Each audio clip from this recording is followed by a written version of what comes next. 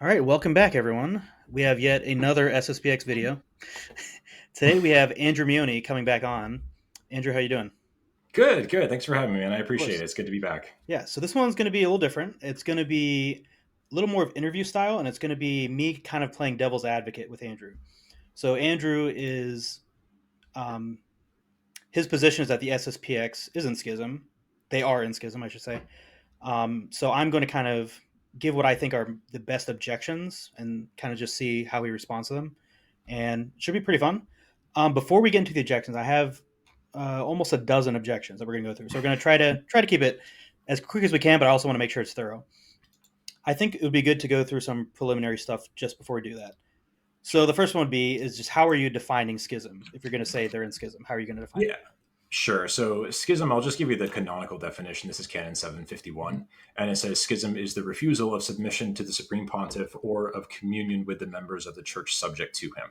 That's pretty much verbatim from the Summa, second part of the second part, Mm-hmm. question 39. Aquinas says schismatics are those who refuse to submit to the sovereign pontiff and to hold communion with those Mm-hmm. members of the church who acknowledge his supremacy. It's a pretty universal Yeah, definition.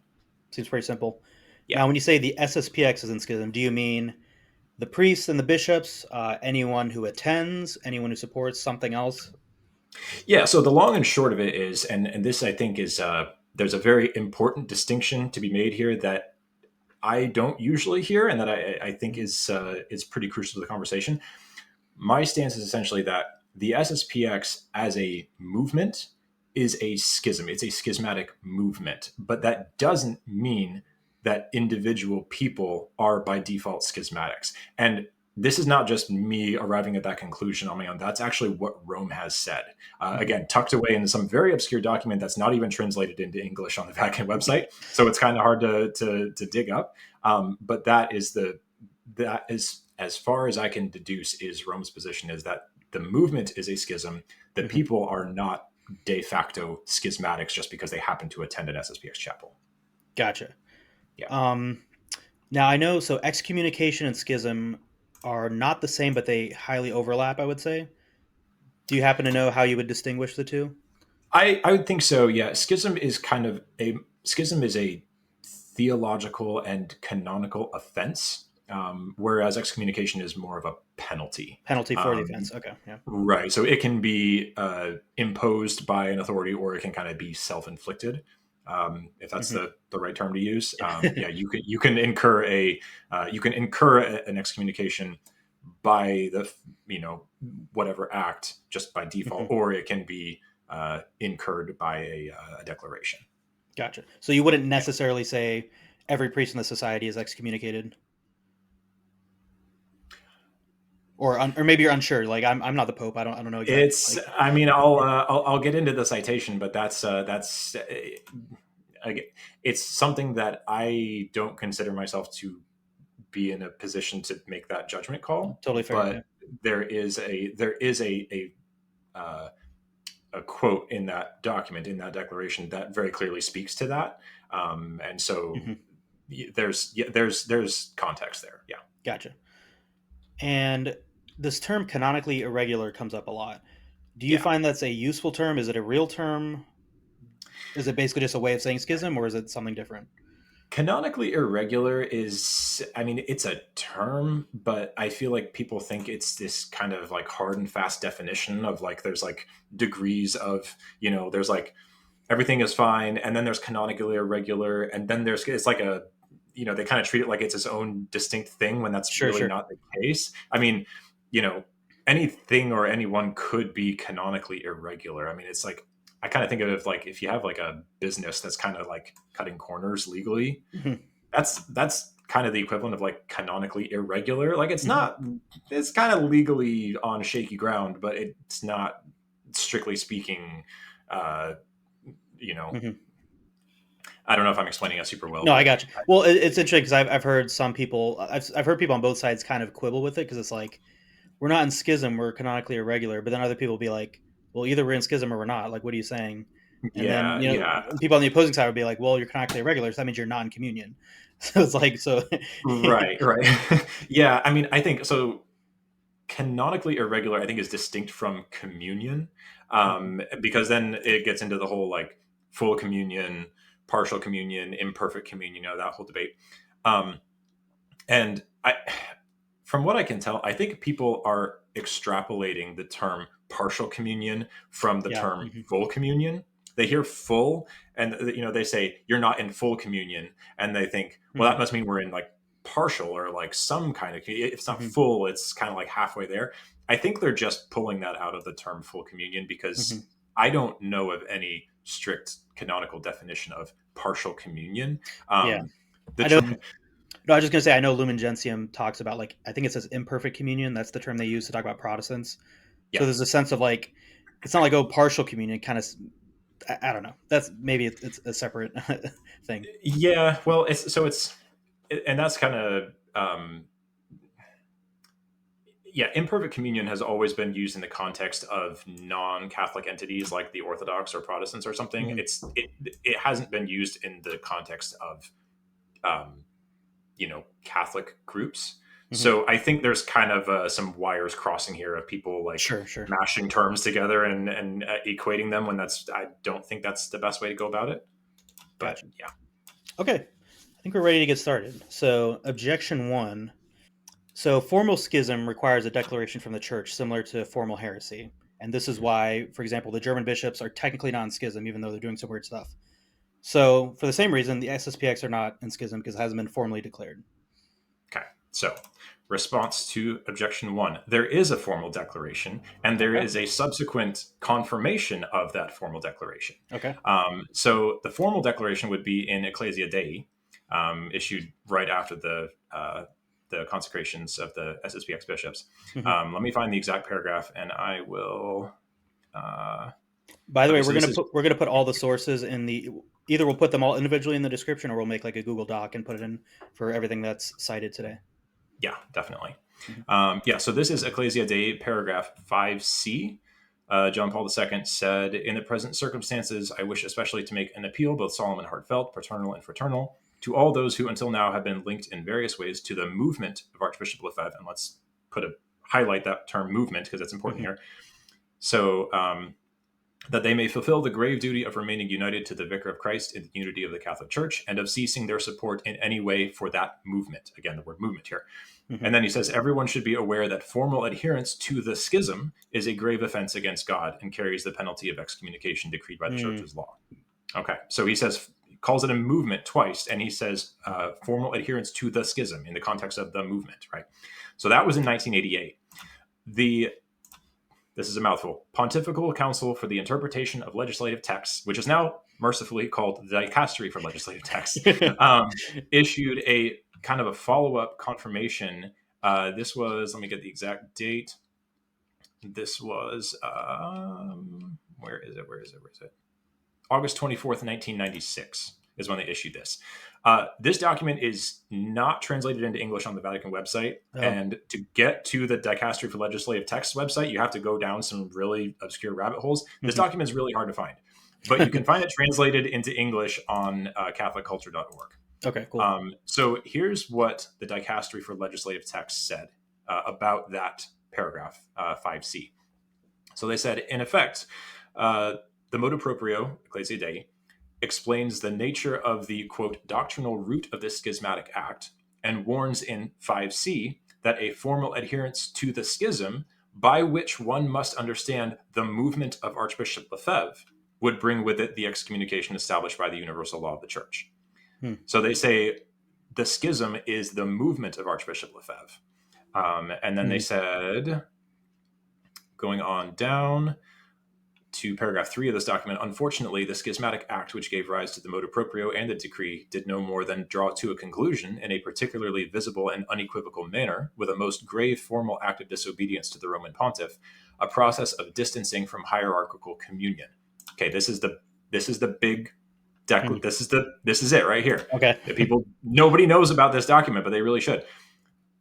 So they said, quote, as long as there are no changes which may lead to the reestablishment of this necessary communion, the whole Lefebvrean movement is to be held schismatic in view Hmm. of the existence of a formal declaration by the supreme authority on this matter.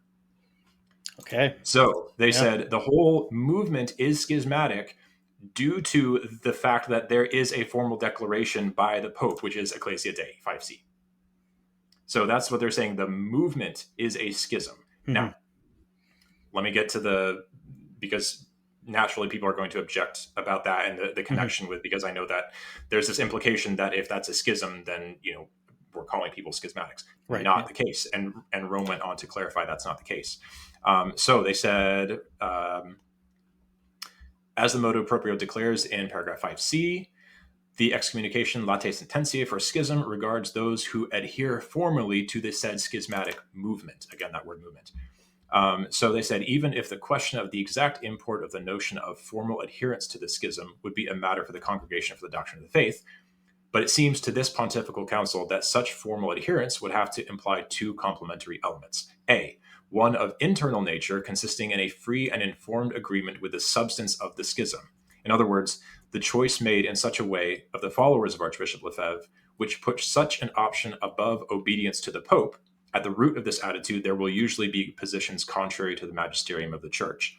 And B, the other of an external character, consisting in the externalizing of this option, the most manifest sign of which will be the exclusive participation in Lefebvrean ecclesial acts, so SSPX masses, without taking part in the acts of the Catholic Church. One is dealing, however, with a sign that is not univocal, since there is the possibility that a member of the faithful may take part in the liturgical functions of the followers of Lefebvre, but without going along with their schismatic spirit. Hmm.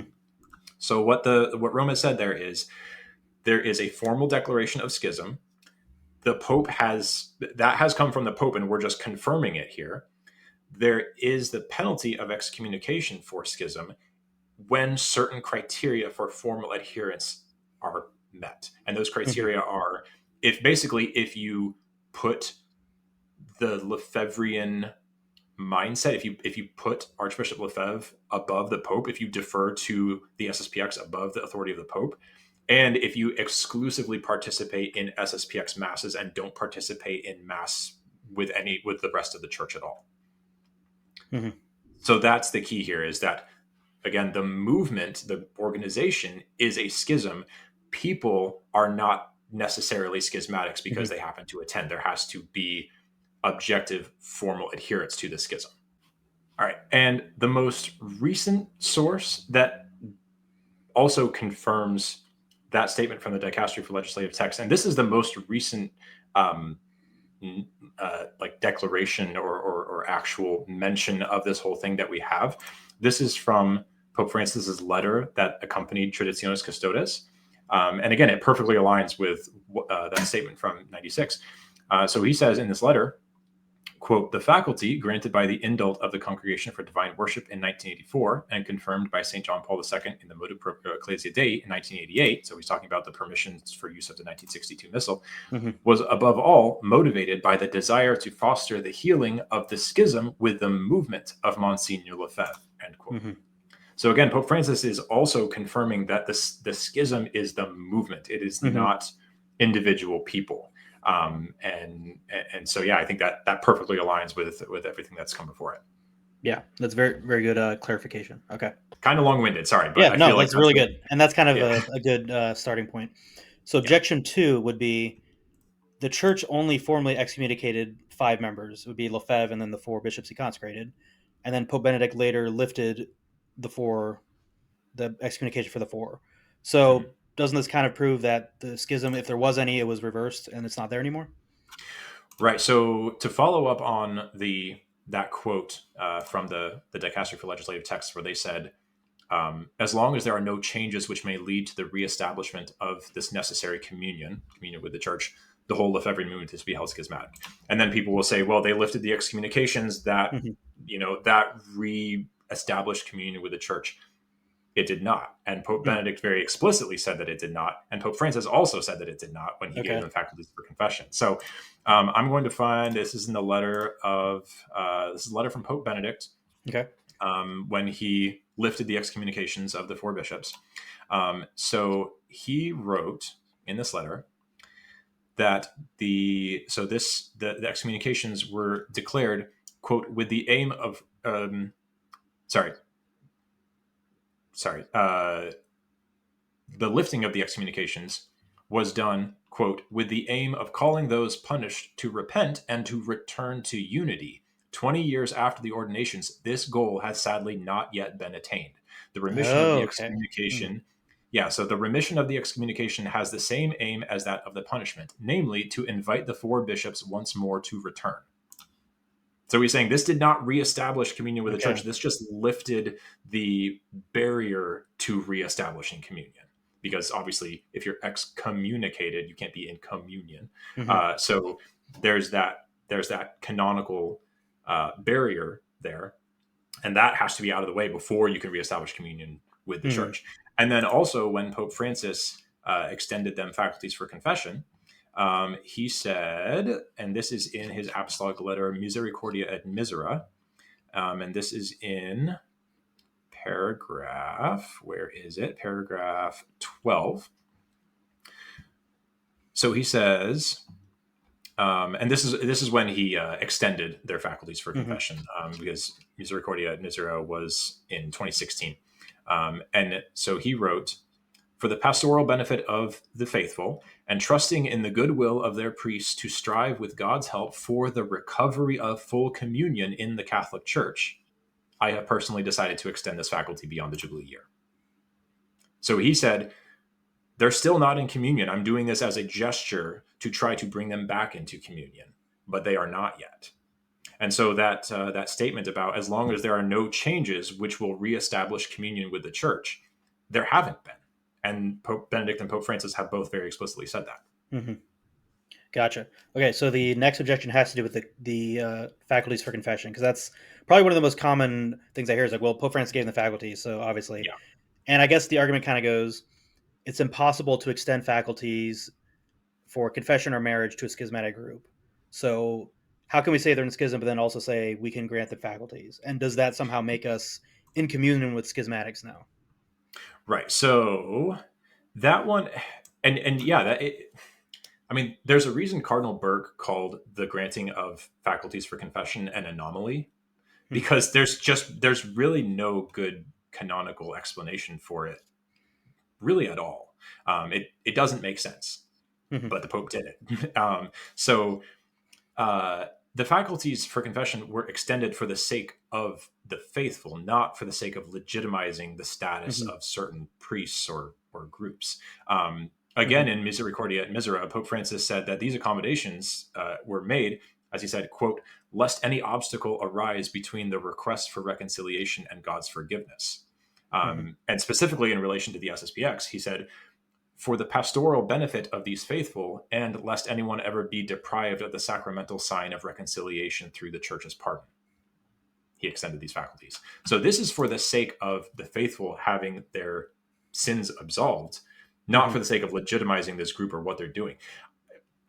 I came up with an analogy, and every analogy limps, so it's not going to Mm-hmm. be perfect, but you can kind of think of it as like for example, a doctor who is not legally allowed to practice medicine. And the competent authorities Mm-hmm. have revoked his ability to do that.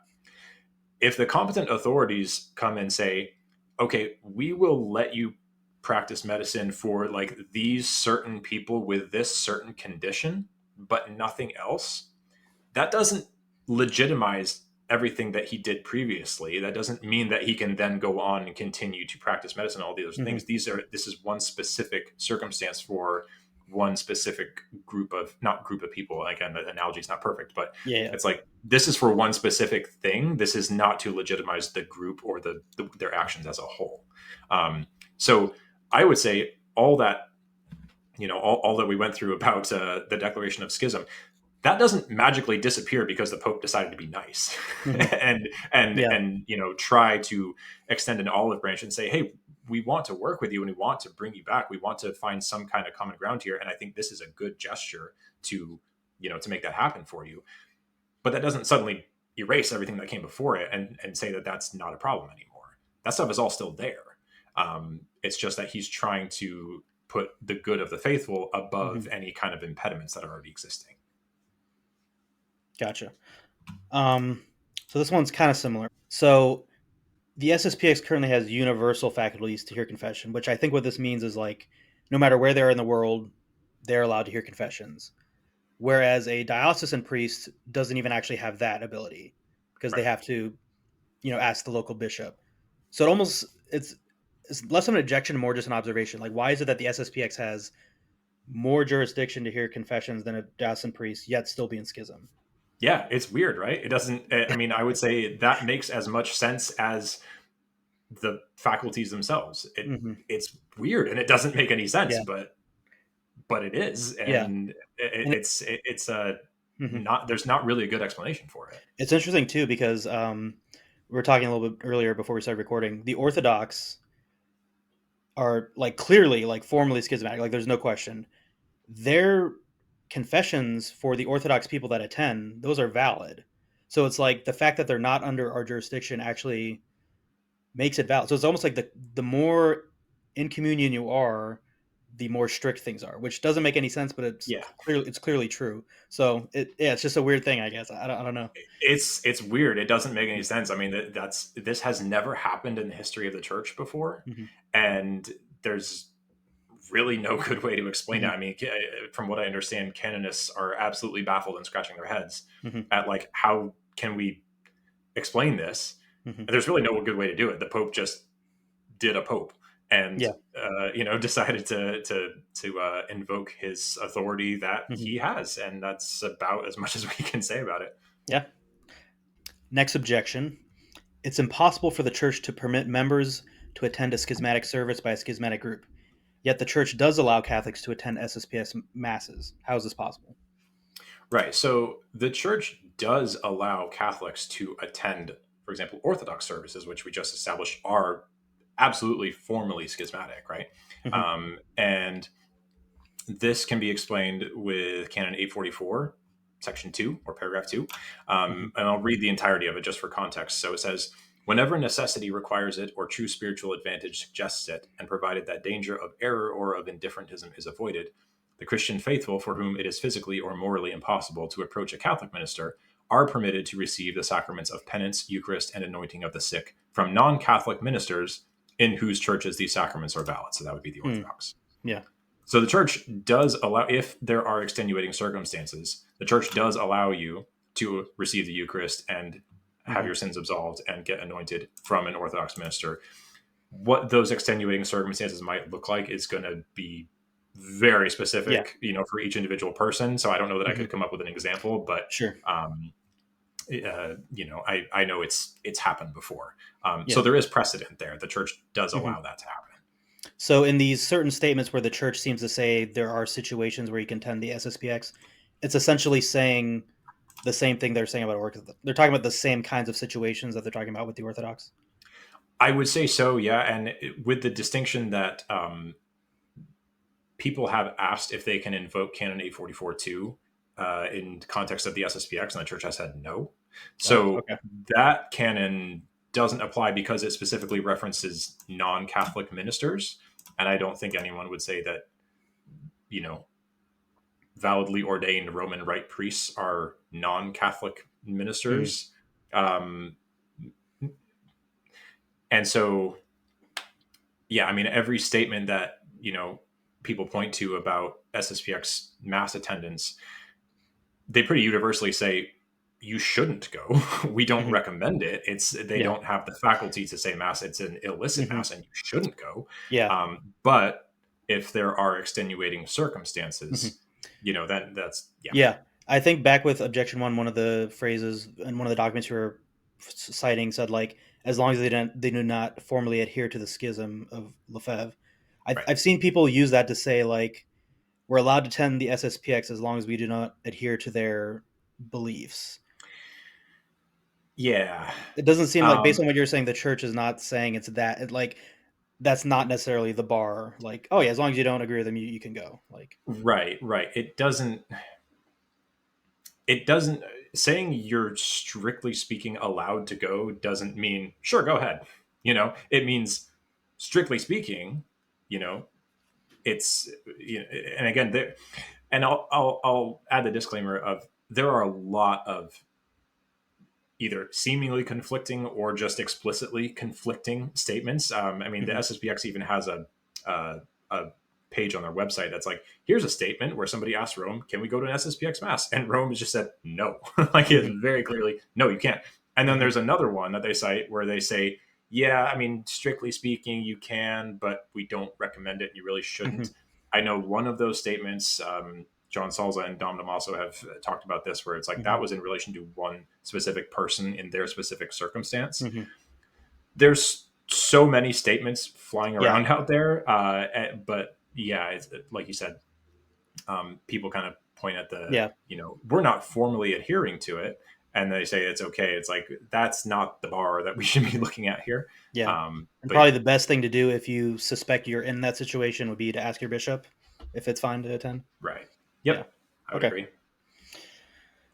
Okay. Next one. So there was the story, I think it was a couple years ago, where Bishop Barron basically gave the SSPX permission to use a chapel that is in his diocese.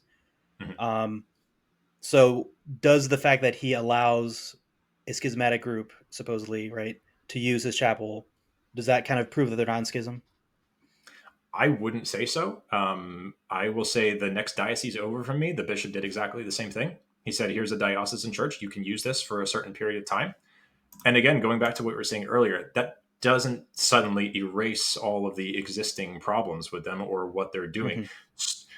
This one is tough because it's like, yeah, he let them use a church, so you can. It's kind of implied that Hmm. he gave them the authority to do that, but strictly speaking, they still don't have the faculty to say mass, so that's still an illicit mass.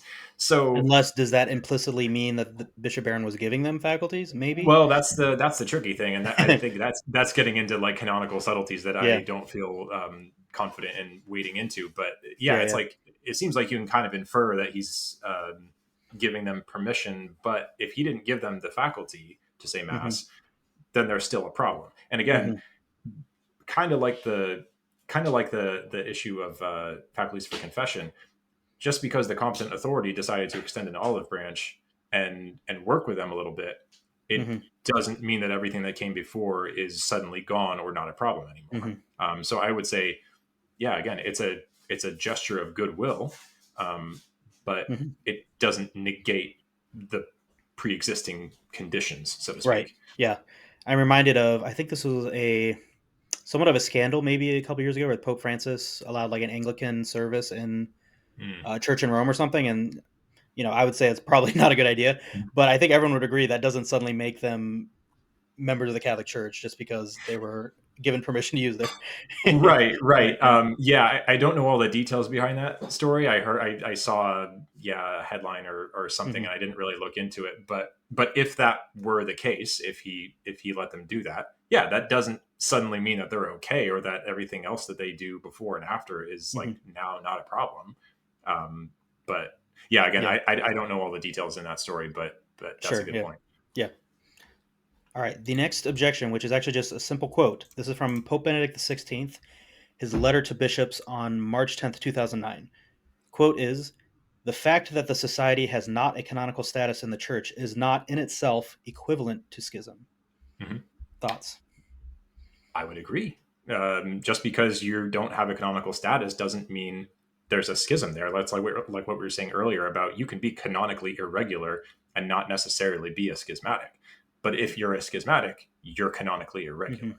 Hmm. And so it's like you can have one without the other. You can have Hmm. A without B, but you can't have B without A. Hmm. So yeah, just because they don't have canonical regularity, that doesn't by default mean they're schismatic. But those are two separate questions, I Hmm. think. Um, yeah, And elsewhere, Pope Benedict would say they're schismatic for other reasons, essentially. yeah. Let Hmm. me find it. Actually, this is actually the very end of his address. This is an address to the Chilean bishops in Hmm. 1988. And so he wasn't Pope at the time, he was just Cardinal Ratzinger.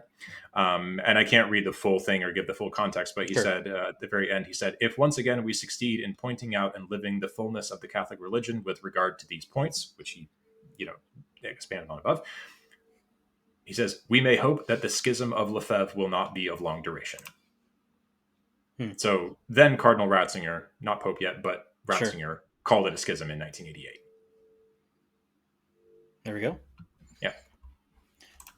All right. Next objection. This one I heard it so in the Castman Bartel debate on Pints with Aquinas a few years ago.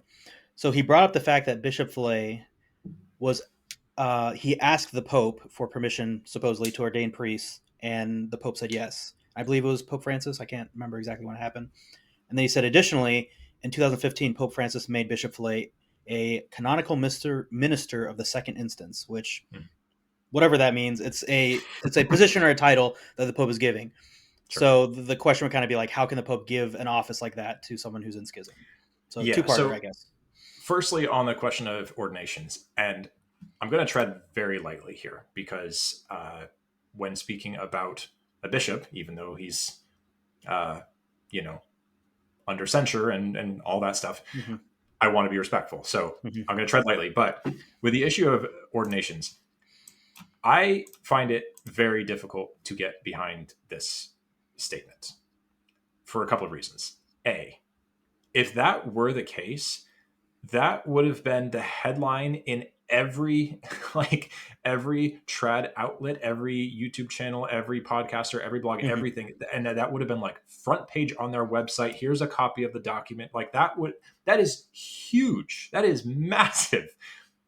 But the only reference you can find is he like casually mentions it in an interview somewhere that like people don't even know how to find. It's Mm-hmm. just like tucked away. He just said it in some interview. That gives me pause. Um, I have read, and I don't know how true this is, take this with a grain of salt, but Mm-hmm. I have read that SSPX seminarians approached him and asked, can you show us the documentation or can you show us proof of that? And apparently he was not able to. Mm-hmm. Again, don't know how true that is. I'm not going to um, I'm not going to throw my full weight behind it or anything. But I find this hard to believe. Um, Not only do I find it hard to believe, Mm-hmm. I don't want to say it doesn't matter, but here's the deal. Even if Pope Francis did give him permission to ordain priests, right? Mm-hmm. Okay, he ordains priests. Well, he can't do anything else. He can't give them jurisdiction. He can't Right. legally, he can't lawfully assign them anywhere. He can't Mm-hmm. he can't do anything with them. So like, sure, he can, in the case of like, if this is true, he can validly ordain them. Then Yeah. what? Then It's nothing. interesting. It's interesting. I've been hearing some people talking about, oh, maybe Pope Leo will give permission for more consecration. And I was just thinking, like, I think I asked someone this. I was like, suppose he says yes, you can consecrate bishops. They're not going to be the bishops of any diocese because I'm sure they would Yeah. that wouldn't happen. Then So what? what happened? They're the response basically, well, they basically become like an auxiliary bishop or like a retired bishop. It's like, No, they don't. okay, it's like, so That's what is actually? they But they're still going to they act as like if to, they're a bishop. So I don't know. right. They like to kind of equate themselves with auxiliary bishops, or at least the Hmm. supporters of them do. It's Hmm. not the same. Auxiliary bishop is something like entirely different. Yeah. And yeah, you're right. It's like, okay, he gives them permission to consecrate bishops. They consecrate bishops. Now what? Hmm. Because those bishops still can't legally do anything. They can't send a priest anywhere. They can't administer Hmm. sacraments. They can't do anything. Yeah. Like maybe they were legally consecrated for the sake of avoiding another formal Hmm. schism, Hmm. but they're basically in the same position that they are right now, Yeah. which, as I'm making the case, is schismatic. Yeah. So I don't see how that helps them at all. Yeah. Yeah. And I've seen the he asked permission. So let's suppose it's true. He asked permission, and Pope Francis says yes. If Pope Francis had said no, do you think he would have not done the ordinations? No. I mean, he probably still would, right? I mean, it's the same Oh thing. yeah. I remember in the same debate, the Castman Bartel debate, Castman brought up every time the SSPX enters a new diocese, they go to the bishop and ask for his blessing. Whether it's true or not, I don't know. Let's just say that's true. I Sure. find it interesting that he specifically used the phrase blessing because it reminds me of like if you ask a girl's father to marry her, like normally people, if they're careful and they think through it, they're like, all right, I'm asking for a blessing. I'm not asking for permission because I'm kind of going to do it either way. I just really hope you'll bless it. And that's kind of the same Yeah. thing, right? Like if the local bishop said no, they would probably be like, well, state of emergency, we're going to do it anyway. But Yeah. I'm glad we talked. Like, Yeah. so, That's a great analogy because it's yeah. like we're kind of doing this as, let's let's say they do that. Mhm. They're kind of just doing this as a formality Right. of Yeah. like, let's try to get on your good side, but if you say no, it's like, Hmm. well, it doesn't mean anything. It doesn't change anything, right? They say this quote is burned in my brain because I've used it so many times. It's on their website. The SSPX says we operate, quote, without the permission of the diocesan prelate and often very much against his will, end quote. Hmm. Yeah. It doesn't sound like you're asking him for permission. Yeah, exactly. Um, so yeah, that second part of the question, the Pope Francis gave Bishop Fillet this, I guess, title or office, canonical minister of the second instance. Yeah. How would you respond if someone said like, "There's no way he could be given that title if he was in schism"? Sure. So yeah, I'm with you. I don't quite know what that is. Hmm. So I don't know how much I can comment on this. But again, this just seems like an olive branch extended, just like Hmm. a gesture of goodwill to say like, we're trying to work with you here because quite frankly, you guys are not playing ball. You guys are Hmm. you've drawn your line in the sand, Hmm. and that's it. And so pretty much anything that has to happen at this point is from Rome to them. I'll Yeah. refrain from commenting, but it seems like yeah, he's just exploring all avenues to be like, what can we do to reestablish that unity? Hmm. What can we do to bring you back into the church? Does it mean granting you universal faculties? Here you go. Does it mean giving you this position that normally you wouldn't be in? Here you go. Like Hmm. what can we do to bring Hmm. you back? Yeah. Essentially, that's kind of how I read that. But again, it doesn't negate the fact that Bishop Fillet goes around the world administering confirmations and ordaining priests and doing all this stuff like that. That stuff is still happening, and Pope Francis being nice doesn't cancel that out. Hmm. So it's not a matter of um, I've heard someone make the argument before that um, you know SSPX priests are suspended, um, you know, uh, from their ordination because they're illegally ordained. Hmm. Per what is that, Canon 1388, I believe it is. So they say SSPX priests are suspended immediately when they're ordained, per Canon 1388, but suspended priests can't receive faculties, so therefore they're not suspended. Hmm. I find this to be a really, really weak argument because it's like just because Pope Francis decided to do something irregular doesn't mean they weren't ordained without permission, without the required documentation. Like it doesn't cancel it Hmm. out. It doesn't mean anything. Hmm. And so yeah, I find those to be weak arguments. Like Yeah. you know, yeah, the Rome is trying to play ball with them, and I think that's great, honestly. But that doesn't mean that everything that came before is somehow not applicable anymore. Gotcha. Okay. So the next objection has to do with the Hawaii Six. Could you give us just like a quick summary? What is the Hawaii Six? What is that referring to? Yeah, so the Hawaii Six was an incident where a couple of lay people, I want to say it was for confirmations. They had they received confirmation from the SSPX. The local bishop declared them excommunicated for I don't know if colluding is the right word, but colluding with the SSPX. And then the case was brought to Rome, and Rome overturned that, and they said, no, we nullify that excommunication. That's not Hmm. the case. Um, that's how it went, if memory serves. Gotcha. So this objection comes from what the CDF said in regards to this, and I believe that this was in response to someone who petitioned. Is that correct? Or I think those lay people, when they received that penalty of excommunication, they brought that to Rome and gotcha. got it overturned. Okay. Yeah, So here's the quote. It's a little bit long, but I'll just read the whole thing. yeah. This is from the CDF. This congregation has examined carefully all the available documentation and has ascertained that the activities engaged by the petitioner are not sufficient to constitute the crime of schism. Since the petitioner did not, in fact, commit the crime of schism and thus did not incur the late sententia penalty, it is clear that the decree of the bishop lacks the precondition on which it is founded.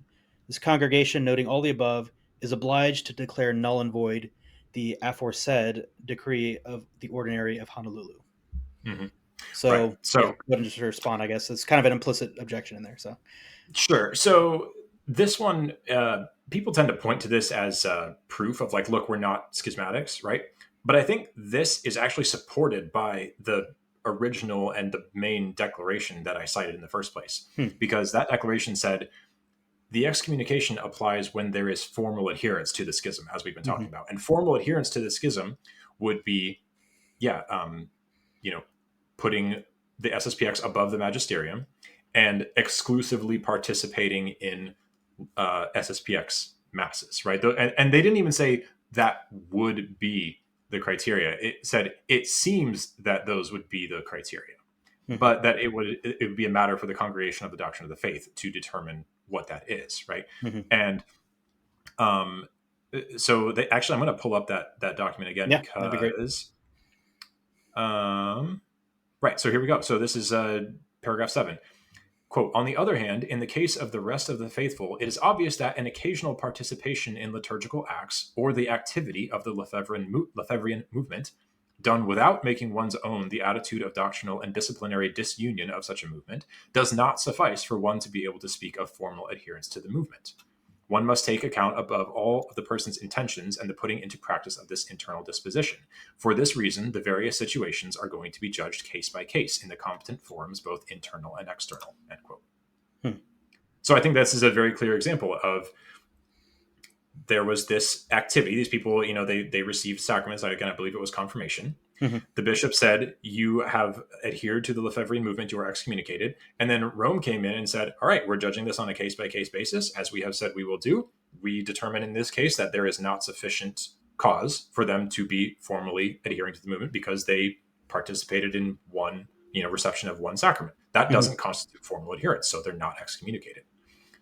So I think the case of the YE6 actually supports the statement of the Dicastery for Legislative Texts in that Mm-hmm. the movement is a schism. Individual people will have to be judged case by case. And in this Mm-hmm. case, they said not formal adherence. Yeah, Yeah. gotcha. Okay, makes sense. All right, final objection. So it's often so when we talked about schism at the beginning, so it could be refusal of submission to the Roman pontiff, or refusal of submission to those in communion with him. And there's kind of objection people make against the SSPX saying they refuse communion with other Catholics, like Novus Ordo Catholics, right? They not only do they not celebrate the Novus Ordo, they forbid their members from attending them. They Mm-hmm. say you should just not attend at all if that's your only option, and that kind of counts as okay. They're basically refusing communion with anyone who's not of their of their group essentially. Although with caveats with the institute and the fraternity.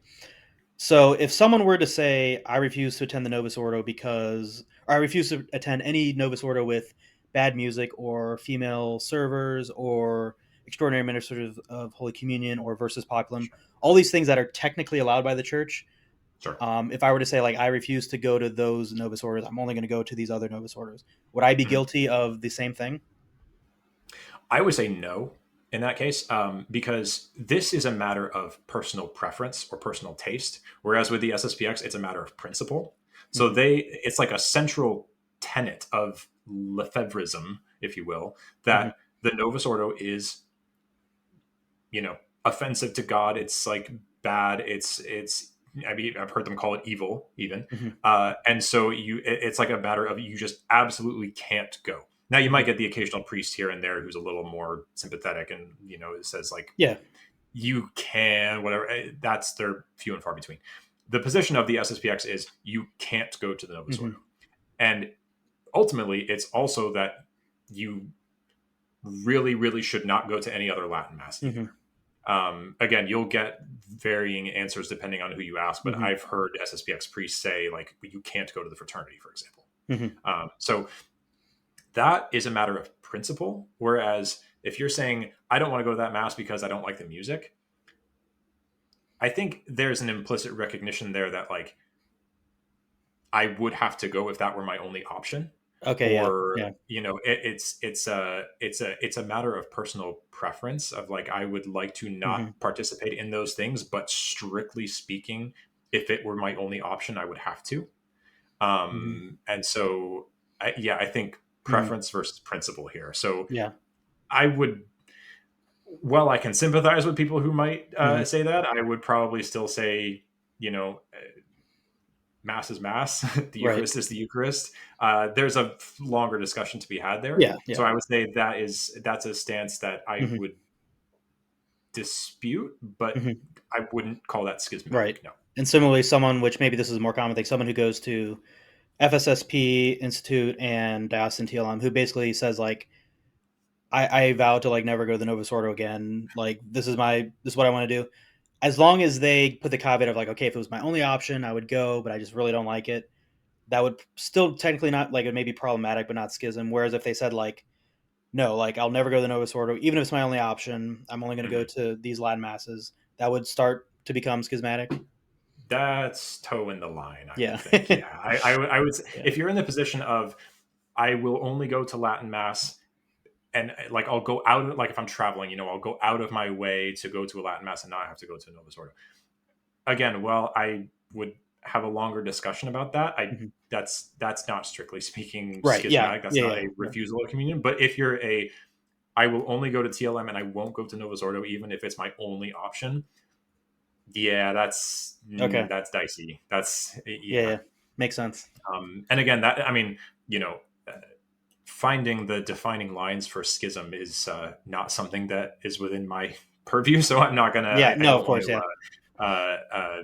issue a full on judgment there, Sure. but Sure. it seems to me that that's the conclusion that I would reach. Yeah. Gotcha. Well, those are my objections. I'm sure people in the comments will have, oh, I can't believe you didn't bring up this objection. I Oh know, yeah, I'm sure you will be in the comments, right? You like to engage in the comments. So, yeah. I'll be in there. yeah. So if anyone has an objection that didn't bring up, or maybe you feel like I straw man one of them, it wasn't on purpose. If you want to take one of my objections and make them even stronger, go for it. I love to see good conversation in the comments. So, um, I guess anything else you want to say on this topic that we didn't cover? I'm going to bring up one more because this is one Okay. that people love to cite, and I think it's something that again is not discussed in context enough. This is the when Pope Francis allegedly said to Bishop I don't know how to pronounce his name, Huander or something. I don't know how to pronounce it, but Oh, I think I know what that you're talking interview. about. Yeah, yeah, Yeah. So that interview where he said that Pope Francis told him that the SSPX is not in schism, right? yeah. Um, so there's two things here. I went back and got the full quote and the full context of the quote, and there are two things I think we need to say here. So I'm going to read the full quote Okay. because people tend to just kind of like screenshot the one Right. Yeah. where Yeah. because what language he's speaking I forget, but it's in subtitles and they just say Pope Francis said they're not in schism, and they just screenshot that and share it. There's 2 points I want to make here on that one. So the full context, the full quote is this. He says, quote, Lefebvre was mainly concerned with the faith of the church and the insecure and abandoned faithful. Following what happened after Vatican II, many people became sheep without a shepherd. For the archbishop, the reason for action was primarily the salvation of souls, as well as the preservation of preservation of the purity of the faith. For faith is the path to salvation, therefore it must not be falsified. It is from this principle that the SSPX and its founder must be viewed and judged. It is in this sense that Pope Francis spoke to me and said they are not schismatics, end quote. Okay, that's a full quote. Hmm. Um, Michael Lofton has a good video on this. It's a shorter video. It's like 20 minutes where he kind of, Hmm. digests or goes through the whole context of the quote. But basically what he's saying is their intentions for of, of the salvation of souls and preserving the purity of the faith, those are good intentions. And I think everyone would agree they don't intend to be committing schismatic acts, right? This is not, they don't, I don't think they have harmful intentions. Hmm. But when he says, in this sense, they are not schismatic, I think he's talking about in the sense of they are trying to do the right thing, in the sense of they're not Hmm. trying to be schismatics. But when you say in this sense, they're not, It that implies implies, there's yeah. another sense. Hmm. um, Hmm. and also, again, this quote is talking about, it says this is about the faithful. He says the insecure and abandoned faithful. He's talking about the people here. And he doesn't say, or excuse me, he says they, and but from what, if I'm reading it correctly, the faithful are not schismatics. Hmm. Again, that goes back to the What you said at original the point that beginning, I'm yeah, making here, yeah. where it's like the movement is a schism. The faithful are not necessarily schismatics. Again, Hmm. I think it's backed up by the original declaration. Um, so, in one sense, maybe they're not, but in the strictly legal or strictly canonical sense, yes, they are. Like, not they Hmm. are, not the people are, but yes, it is a Hmm. schism in the church, right? It seems to be talking about individual people, not the movement Hmm. as a whole. And so there's that, again, that very important distinction there that I think is not made very often, if Hmm. ever, but I think is crucial to this conversation, because it gets so it gets so heated, and I totally understand why. But I think that distinction needs to be made, that we don't Hmm. want to be calling people schismatic, because there are criteria, there are circumstances that we have to consider there. Yeah. Yeah, Cool. Yeah, it's good. I'm glad you brought that up. yeah. All right. Are you working on a second book? Do you want to talk about that? Oh yeah, Yeah. yes I am. So can I plug the first one really Go quick, for it. just Yeah, to, absolutely. in case Absolutely. people, if you guys want to know more about my view on this whole thing. So this is my first book. We talked about it on the show before, and again, thanks for having me on to Yeah, absolutely. promote that. But the book is called "Altar Against Altar: An Analysis of Catholic Traditionalism." I'm going to add the disclaimer that traditionalism here refers to specifically independent groups like the SSPX, SSPB, etc. This book is not about FSSP, ICKSP. If that's your preference and you like that, this book is not about you. Hmm. But this book is about the problems with independent traditionalism and why their arguments don't hold up to scrutiny. And the title, Altar Against Altar, is in reference to that second part of the definition of schism, refusal of communion. Hmm. And there's a whole chapter dedicated to it, but it's about how setting up one altar against another, one Eucharist against another, is a contradiction of unity. When you've got opposing altars, that's Hmm. necessarily a sign of schism, and there's an absolute trove of quotes from church fathers and others that explain why that's the case. But anyway, yeah, the next book that I'm working on right now is about the crisis in the church, but it's what I believe to be the real crisis in the church, which, spoiler alert, is not Vatican II. The crisis in the church has been festering in the church and in society for hundreds of years before Vatican II. And Hmm. this book is mainly going to provide quotes and proof from the encyclicals of the magisterium since about the turn of the 19th century. But as you read more about that, as it gets further along, and really as you get to the very beginning of the 20th century, Pius X, Pius XI, that kind of stuff, it's very clear that there is undoubtedly a crisis going on, but it's not what people think it is, and the solution is not what people often think it is. So the book is about, yeah, the true source of the crisis in the Hmm. church, which is a much bigger crisis that kind of bleeds out into society at large, and what the resolution to that crisis Hmm. is. How do we fix the crisis? Um, Working title of the book right now is "Ignorance of Things Divine." That's a quote from Okay. Pius X, where he said, basically, he said that's the root of the crisis. That was Hmm. in his encyclical E Supremi, 1905, I believe, where he Hmm. said the chief cause, the root of all the problems that we face today is ignorance of things divine. Hmm. And that, I think, is the real source of the crisis. Uh, and I think that is supported by his predecessors and his successors. That there's a much deeper um, crisis here at play than what we just see play out in our churches and in that kind of stuff. So anyway, yeah, thanks for letting me plug that. Of course. Be on Yeah. the lookout for that. It's coming along. It might still be a little bit, but it's coming Sure. along. So yeah, keep your eyes open for it, and yeah, hopefully we can talk about it sometime soon, whenever it's ready. Sounds good. Yeah. Love to have you on another time. So until then, we will see you all next time. Thanks.